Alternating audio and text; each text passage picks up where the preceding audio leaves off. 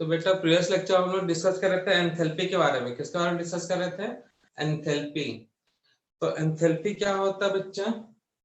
एक छोटा सा समरी देख लेते हैं। Enthalpy of reaction equal to sum of internal energy and product of pressure and volume is called enthalpy. लेकिन कब कैलकुलेशन होता है? At constant pressure. तो हमने इसका चेंज देखते हैं तो enthalpy change delta H equal to होता है डेल्टा यू, कुछ फॉर्मूले देख लेते हैं, पी डेल वी।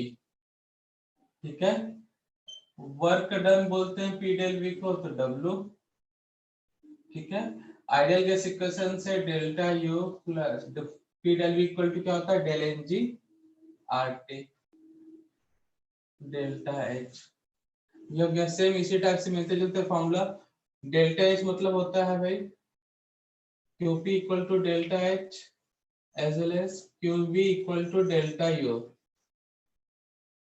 तो del Q V plus P del V, Q P equal to Q V plus W, Q P Q V plus del N G R T. Enthalpy से related 6 फॉर्मूले। तो previous lecture हम लोग ये देखे थे, यहीं तक हुआ था ना फॉर्मूले तक? यही फॉर्मूला हुआ था ना बच्चा? Yes sir. चलो अब आगे कंटिन्यू करते हैं भाई। सबसे पहले ये डेल एन जी तो पता तो चल गया था, फिर भी आज इसको और अच्छे से डीपली डिस्कस कर लेते हैं। Calculation of del N G, heading note करना, calculation of del N G. तो कल के क्लास हमने प्रीवियस लेक्चर में मतलब फॉर्मूला तो बता ही दिया था। डेल एन जी क्या? चेंज इन मोल। कैसे फाइंड आउट करना है? Summation of mole of reactant gas minus summation of mole of sorry reactant नहीं है बच्चा, product gas minus summation of mole of reactant gas. ये होता है डेल एन जी का फॉर्मूला। इस फॉर्मूले से हम लोग फाइंड आउट करेंगे डेल एन जी का वैल्यू। एग्जांपल करेंगे तो और अच्छे से क्लियर हो जाएगा।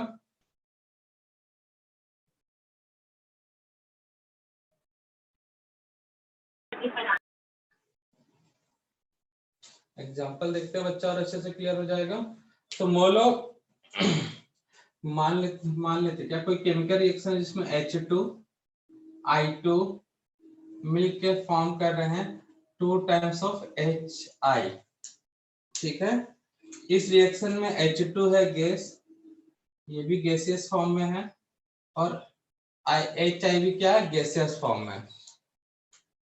इस रिएक्शन के लिए मोल of product gas and mole of reactant gas देख लेते हैं। मोल ऑफ रिएक्टेंट गैस, तो ये है हमारा प्रोडक्ट HI। आगे कितना लगा है बच्चा? 2। स्टोइकियोमेट्री 2 हमारा मोल।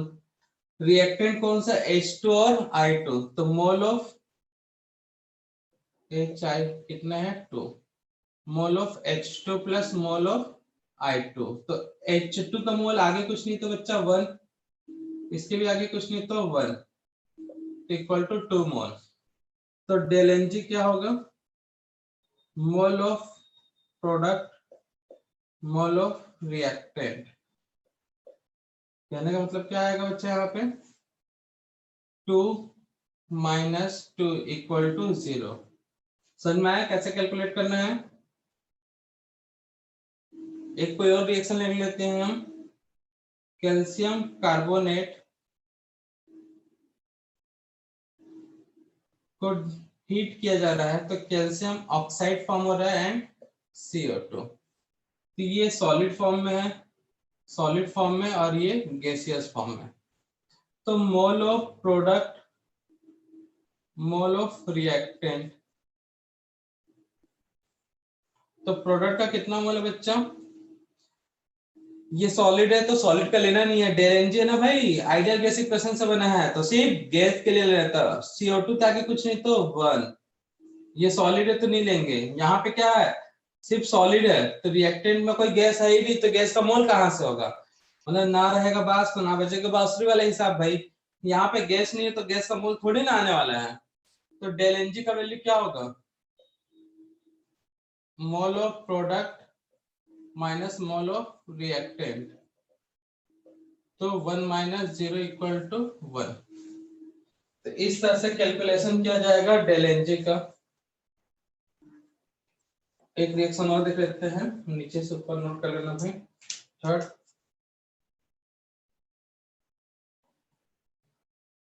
C6H6 बेंजीन है, ऑक्सीजन के साथ हीट किया जा रहा है ऑक्सीजन के प्रेजेंस में। 6 टाइम्स CO2 फॉर्म करेगा प्लस 3 टाइम्स H2O। तो 6 3 12 15 point divide by 2। Benzene gaseous form gaseous form gaseous और ये लिक्विड। मोल ऑफ प्रोडक्ट, तो प्रोडक्ट में कौन कौन से गैस है भाई? CO2 गैस, वाटर तो लिक्विड है तो कितने हैं आगे भी सिक्योरिटी 6। मोल ऑफ रिएक्टेंट, तो रिएक्टेंट में कौन सा गैस है? C6H6 benzene. Mole of O2, तो C6H6 कितने हैं भाई? कुछ नहीं तो 1। NO2 में कितना है? 15/2।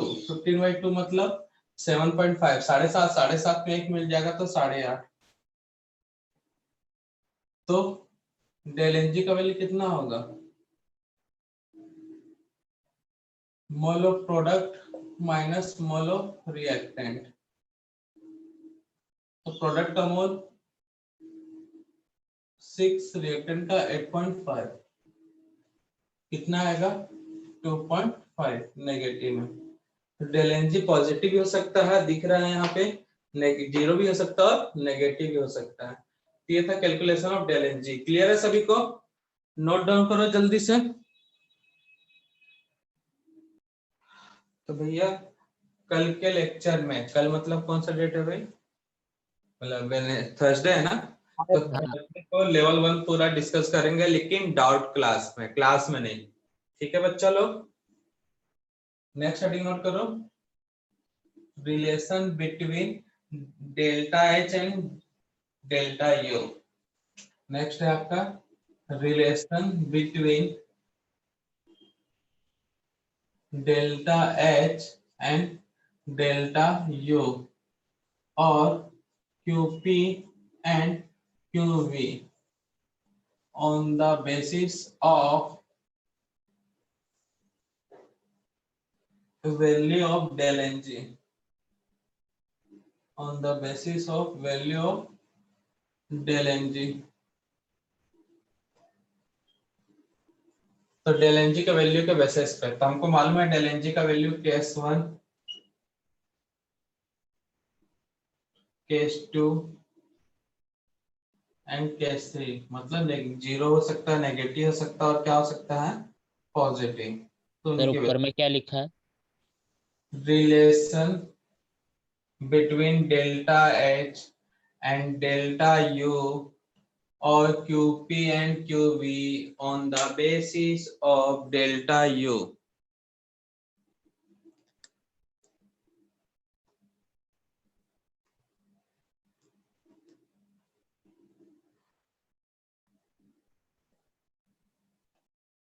नोट कर लिए?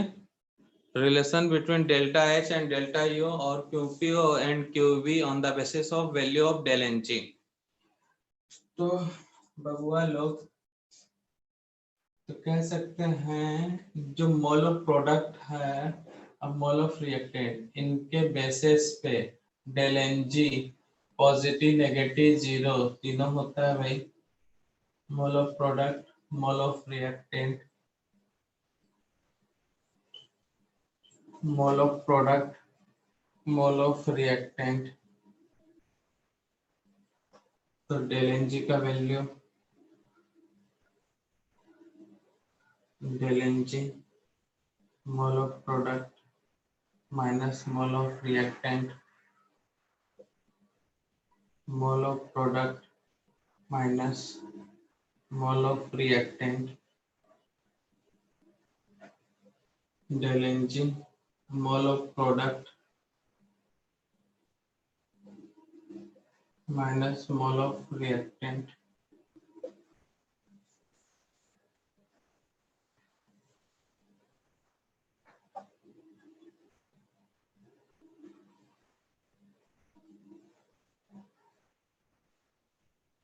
तो मोल ऑफ रिएक्टेंट ज्यादा है मोल ऑफ प्रोडक्ट से, एक बार इक्वल ले लेते हैं, एक बार ये रिएक्टेंट का मोल कम है, तो बताओ फर्स्ट वाले में क्या रिलेशन आएगा?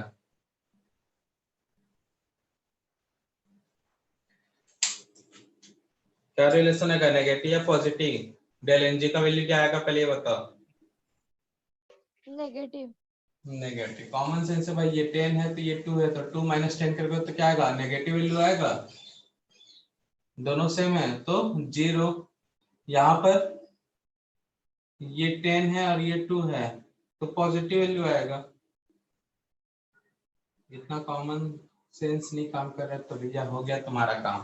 तो डेल एनजी नेगेटिव, 0 और पॉजिटिव। तो जब डेल एनजी 0 होगा तो डेल्टा एच जो होगा वो लेस नेगेटिव होगा, तो delta H less than delta U, या फिर बोल सकते हो Q P less than Q V. वैसे 0 हुआ तो delta H equal to delta U, या फिर बोल सकते हैं Q P equal to Q V. ऐसा ही डेल्टा एच ग्रेटर देन यहाँ पे क्या होगा, डेल्टा यू, या फिर बोल सकते हैं हम Q P greater than Q V. तो ये रिलेशन होता है डेल्टा एच का। क्लियर है सभी को?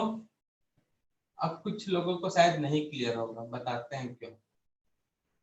समझ में आया कैसे हुआ ये रिलेशन?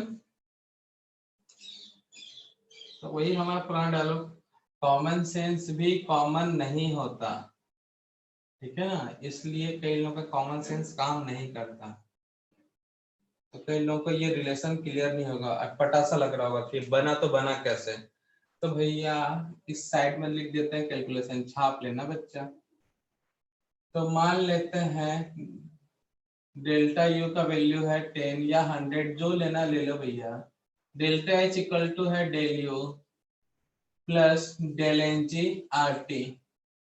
तो ये अगर 100 है और ये वैल्यू डेल एन जी का वैल्यू है negative, del N G R T, del N G का वैल्यू है नेगेटिव, तो मुझे ये बताओ ये वैल्यू 100 से ज्यादा आएगा डेल्टा एच का कि 100 से कम आएगा?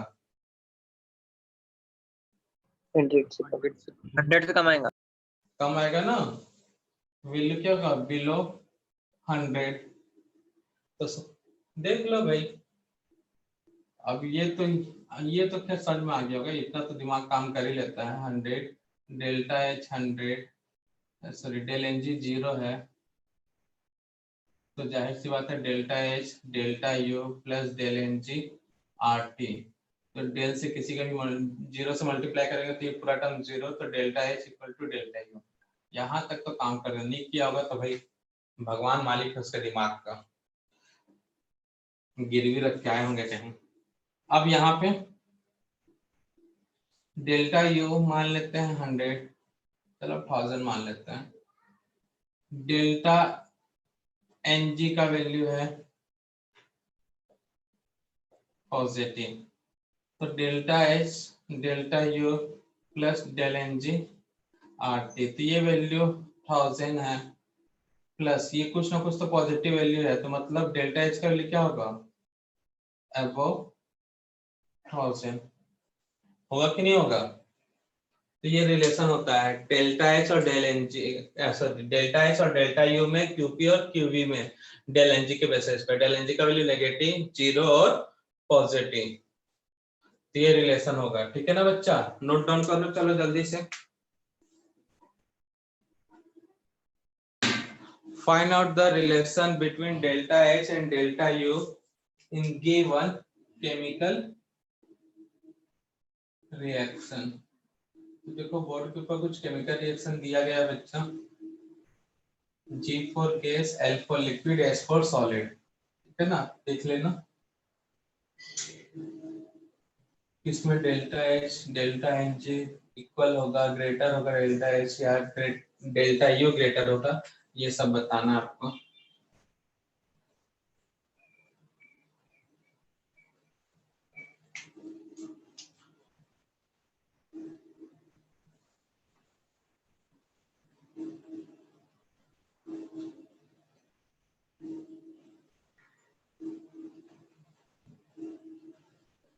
अच्छा बेटा, एक पुराना क्वेश्चन याद आ गया हमको, फिफ्थ वाला से, PCl5, PCl3 और Cl2 में क्यों डिसोसिएट होता है? Why PCl5 is dissociate into PCl3 and Cl2? या फिर यह हो सकता है why PCl5 is thermally unstable? कोई सर बताएगा? क्योंकि वो मतलब क्लोरीन को स्टेबल कर देता है और उसके आउटर मोस्ट शेल में 10 इलेक्ट्रॉन्स हो जाते हैं इसमें। ये तो ठीक है लॉजिक, बट इस क्वेश्चन का लॉजिक ये नहीं है, मतलब एक्सप्लेनेशन ये नहीं है। ऑक्टेट रूल को ठीक है ये फॉलो नहीं करता था, इसके बाद ऑक्टेट रूल फॉलो होता है, ठीक है, सेकेंडली बोल सकते हो, बट ये एक करेक्ट एक्सप्लेनेशन नहीं है यहाँ पे। और कोई बताएगा? तुमने रिलेशन अच्छा सोचा, लेकिन यहाँ पे ये नहीं है बच्चे। और कोई बताना चाहेगा, अपना अनमोल विचार रखना चाहेगा? यहाँ पे जब स्ट्रक्चर देखोगे तो 3 क्लोरीन एक्सियल पे हैं, 2 इक्वेटोरियल पे हैं। तो इक्वेटोरियल वाले जो एक्सियल वाले हैं उनका बॉन्ड लेंथ ज्यादा होता है, बताया था भाई। sp3d में ट्राइगोनल बाइपिरामिडल में 2 एक्सियल पे होते हैं क्लोरीन और 3 इक्वेटोरियल। एक्सियल का बॉन्ड लेंथ ज्यादा होता है, जिसके कारण टेम्परेचर बढ़ाने पे वो टूट जाते हैं, अब बनाते हैं Cl2। 12th का 2 मार्क्स का क्वेश्चन है ये। नहीं सर, वो क्वेश्चन क्या था वो ही नहीं पता मुझे, तो वो भी तो बोल रहे थे जो PCl5 है हाई टेम्परेचर पे टूट जाता है, बिखर जाता है, अस्त व्यस्त हो जाता है, ऐसा था कुछ क्वेश्चन। PCl5 हाई टेम्परेचर पे क्या हो जाता है? टूट जाता है, बिखर जाता है भाई, अस्त व्यस्त हो जाता है। मतलब at high temperature PCl5 is thermally unstable because जो एक्सियल Cl2 है, एक्सियल Cl है, Cl2 नहीं ये वाला, ये बॉन्ड बड़ा होने के कारण बॉन्ड जल्दी टूट जाते हैं भाई। भैया अगर मान लो बॉन्ड मतलब एक तरह का समझ लो लाइन हो गया, मतलब लकड़ी हो गया समझ लो, तो भैया एक कितना बड़ा लकड़ी है, ठीक है, और एक ये इतना है, तो बताओ बड़ा लकड़ी रहेगा तो जल्दी टूटेगा ना। एक बड़ा सा डंडा लो, बांस का, कमचिल बोलते हैं हमारे साइड पता नहीं क्या बोलते हैं, बांस का एक डंडा लो, पतला सा लकड़ी, और उसको ऐसे झटको कस का, अगर बड़ा होगा तो टूट जाएगा भाई, छोटा रहेगा तो झटक लो, इतना छोटा रहेगा तो उसको तोड़ने में हालत खराब हो सकता है कई लोग का। तो बस वही है, एक्सियल जो Cl है उनका बॉन्ड बड़ा होता है, बॉन्ड जल्दी टूट जाता है हाई टेम्परेचर पर। ये एक्सियल एक्सियल मिलके Cl2 और ये PCl5। ये बोर्ड एग्जाम का क्वेश्चन है 2 मार्क्स का 12th का, क्योंकि पी ब्लॉक में जो फास्फोरस वाला है ग्रुप 15 वो 12th में पढ़ते हैं, तो ये तैयार रखना और भूल जाना, ठीक है ना, 12th में हम बताएंगे, ठीक है बच्चा लोग, ऐसे ही तो करते हो तुम लोग। चलो आंसर देखो फर्स्ट सेकंड थर्ड फोर्थ का। तो बच्चा यहाँ डेरिवेटिव का वैल्यू क्या है, बोलो जल्दी। इक्वल है del N G. Yes sir. वो है डेल एन जी, ऐसा बोलो, मोल इक्वल है प्रोडक्ट माइनस का, ठीक है। डेल एन जी क्या है? 0, मतलब delta H equal to delta U, या फिर कह सकते हो Q P equal to Q V. यहाँ पे del N G product to reactant 314 -2 negative है, मतलब डेल्टा एच क्या होगा भाई? कम होगा डेल्टा यू से, मतलब क्यूपी गरीब होगा क्यूवी से, यही था। डेल एन जी पॉजिटिव है या नेगेटिव है? टू प्रोडक्ट ढाई, 5/2 मतलब ढाई हुआ, और यहाँ का 1, तो ढाई 1 कितना हो गया? 3.5, तो -1.5 आएगा। तो डेल्टा एच गरीब होगा डेल्टा यू से, या फिर क्यू पी गरीब होगा क्यू वी से। यहाँ पे डेल्टा एच पॉजिटिव आएगा, mole of gas 1, reactant side तो कुछ है ही नहीं है भाई, तो क्या आएगा पॉजिटिव, और डेल्टा एच अमीर होगा डेल्टा यू से, या फिर क्यू पी अमीर होगा क्यू वी से। ठीक है ना मित्रों लोग, यहाँ पर delta H mole of gas 2, reactant में 1, तो 1 तो डेल्टा एच अमीर होगा डेल्टा यू से, और क्यू पी भी अमीर होगा क्यू वी से। तो ये था आंसर इसका। समझ में आया कैसे सॉल्व करना है? ठीक है ना बच्चा लोग? बेटा फोर्थ वाला तो हमने गलत बना दिया ना,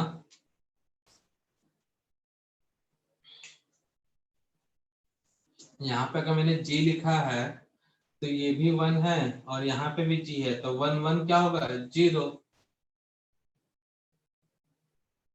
ये होना चाहिए था। बट ये रिएक्शन में ये गैस बनता ही नहीं है, ये क्या होता है सॉलिड होता है। ठीक है, ये क्या होता है सॉलिड। आपने उसके जिस हिसाब से मैंने फोर्थ रिएक्शन दिया तो उसके हिसाब से बनाया वो सही है। ठीक है, यहाँ क्या होगा -1, तो करीब होगा डेल्टा यू, एक्चुअल में ये है। ठीक है ना, इक्वेशन में ये सिर्फ गैस होता है CO2, बाकी सब सॉलिड होते हैं। तो करेक्शन कर लेना थोड़ा सा, मतलब जो बनाया हो गैस के हिसाब से सही है। ठीक है बच्चा, तो थोड़ा सा हमने भी जल्दी जल्दी में मिस्टेक कर दिया क्वेश्चन देने में, उसको थोड़ा सा करेक्ट कर लेना। तो क्वेश्चन नोट करो, find out the correct chemical reaction, find out the correct chemical reaction for given graph, find out the correct chemical reaction for given graph.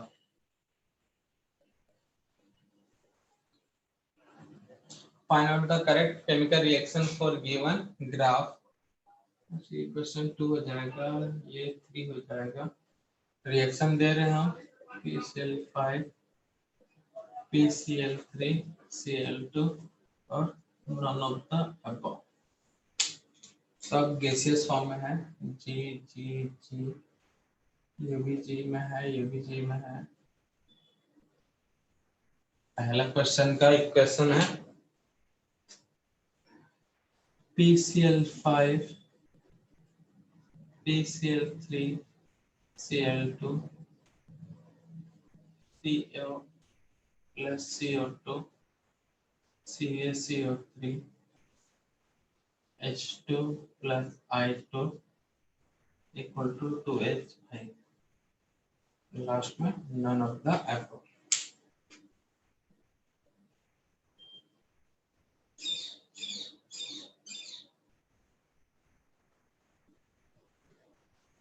ये रिएक्शन है, मतलब ग्राफ दिया है, ग्राफ में 4 ऑप्शन है भाई।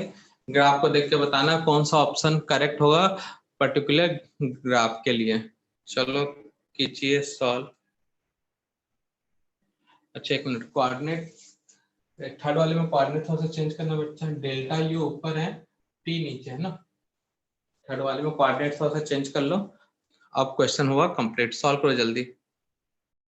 चलो देखो तो बच्चा लोग आंसर, सेकंड का कौन सा आंसर है बोलो, इसी लॉजिक से देखो। ठीक है ना, यहाँ पे क्या दिया बच्चा, ये y कोऑर्डिनेट को रिप्रेजेंट करता है, ये कौन से कोऑर्डिनेट को रिप्रेजेंट करता है x। स्ट्रेट लाइन का इक्वेशन क्या होता है बच्चा, y equal to mx plus c। y axis पे क्या रखा गया है qp, x एक्सिस पे क्या रखा गया है, अच्छा c का वैल्यू ये c है, तो qv x की जगह पे रखा गया है t, और स्लोप कितना है 2r। तो बताओ qp equal to qv plus 2rt, मतलब डेल एनजी का वैल्यू पॉजिटिव है। यहाँ पे क्या होता है इक्वेशन में, इसको मैं हटा, चलो इसको सॉल्व करोगे तो क्या आएगा बच्चा, थोड़ा सा अरेंज कर दो, qp equal to qv plus del NG RT होता है, तो डेल एनजी का वैल्यू कितना है 2, पॉजिटिव किसमें है ए या बी में, B। बी में। क्लियर है? सेकंड का आंसर कौन सा होगा? बी। थर्ड में देखो, यहां तो बताया था, फिर से एक बार बता देता हूं, y equal to mx plus C. y coordinate पे, x कोऑर्डिनेट पे और c पे क्या रखा गया टर्म? y पे रखा गया डेल्टा u, c पे रखा गया है डेल्टा h। ठीक है, अब x पे क्या रखा गया है? t। m का वैल्यू कितना है? r। तो delta h equal to delta u minus R T. Minus R T मतलब डेल्टा u यहाँ पे हो गया, और क्या, डेल एन जी का वैल्यू कितना है? Hence del N G equal to -1। तो कौन सा ऑप्शन में -1 आएगा डेल एन जी? बी में। तो क्लियर है ग्राफिकल क्वेश्चन? तो कोई कॉम्प्लिकेटेड क्वेश्चन था क्या बच्चा?